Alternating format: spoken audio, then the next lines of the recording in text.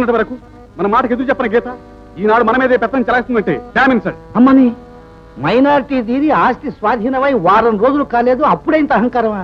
అవునండి, కనీసం 150 కావాలన్నా కూడా తను అడుక్కోవాల్సి వస్తుంది. మన సంగతి అలా ఉంచవే. ఈవేళ ఆదివారం కనీసం 500 లేకపోతే బావగారి గుండెల్లో గుర్రాలు పరిగెత్తాయి.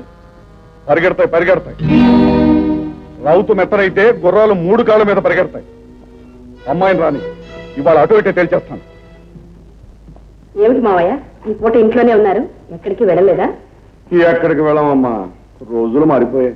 అవును మావయ్య, మారే కాలంతో పాటు మనము మారాలి, లేకపోతే బ్రతకడమే కష్టం. చూడమ్మా, ఇంతకాలం నిన్ను పెంచి పెద్ద చేసాం, ఇప్పుడు నీకు రెక్కలు వచ్చాయి, నీ పనులు నువ్వు దూచుకుంటున్నావు, కానీ మా సంగతి కూడా కాస్త పట్టించుకోవాలి. ఇప్పుడు మీకేం లోటు వచ్చింది బాబాయ్? చెప్పావా? ఇవాళ 1వ తారీఖు, నాకు బోలెడు ఖర్చులున్నాయి. కనీసం 1000 రూపాయలైనా కావాలి. పేకాట క్లబ్ కు మెంబర్షిప్ కట్టడానికి నిన్నే ఆఖరి రోజు. కనీసం 300 లేకపోతే మేడెక్కితే కిందికి దోసేస్తారు. ఫ్రెండ్స్ అందరినీ పిక్నిక్ బెంగళూరు తీసుకెళ్తానని ప్రామిస్ చేశారు. అట్లీస్ట్ 3000 కావాలి. సారీ బావా. బాబాయ్, మావయ్య, ఇలా అంటున్నానని మీరేమనుకోకండి.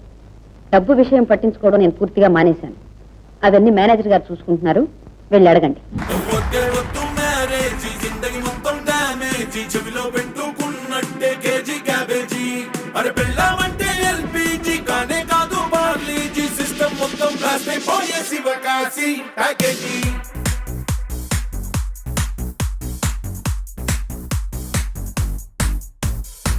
అమ్మోరు తల్లిరో బొమ్మాలి టూపురో నరకాన పెట్టి నన్ను చంపేస్తాంది.